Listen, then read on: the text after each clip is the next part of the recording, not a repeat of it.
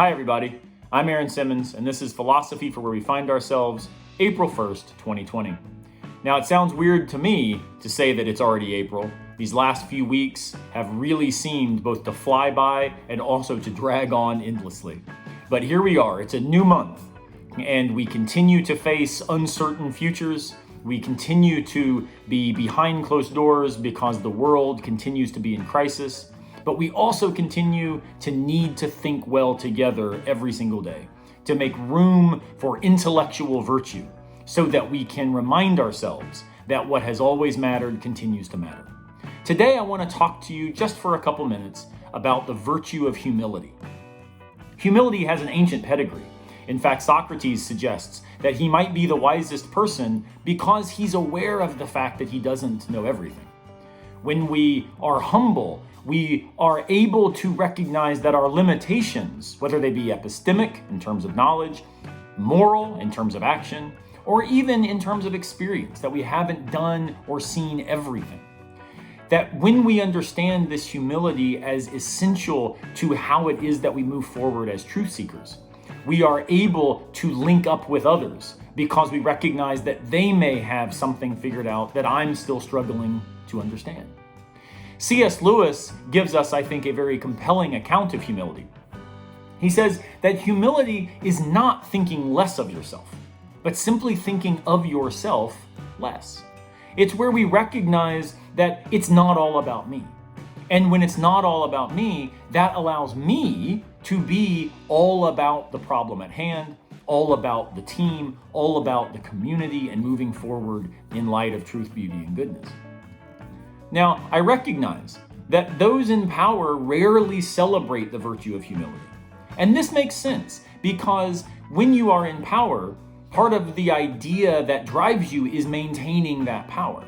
It's reinforcing the status quo.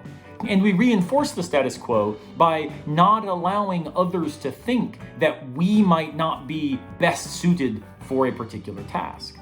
What humility does is not erase confidence, but it erodes arrogance. It allows us to recognize that true confidence is actually based in being humble enough to recognize that I stand where I stand, or I'm making a decision that I make, or I'm taking the action that I think is best, because I think it is in fact the best, all things considered. That does not mean, however, that I don't still have areas of improvement, places to grow, and new experiences that might change my perspective as I move forward. If you are a leader today, if you are a parent today, if you are a teacher today, we all find ourselves needing to display the virtue of humility in order to model for others what it looks like to love truth more than simply being right. These are uncertain times. It is, in fact, a time defined by anxiety, but it's also a time defined by joy. And as we display humility, we build trust in each other, that those who are aware of where it is they need others to help them, where they recognize their own epistemic lack, they are more likely to reach out to those who might be able to fill that gap. I appreciate the epistemic awareness and the excellence of those working right now in statistical modeling, those who are on the front lines in healthcare, the epidemiologists who are working to try to figure out the best ways forward for our nation, for our world.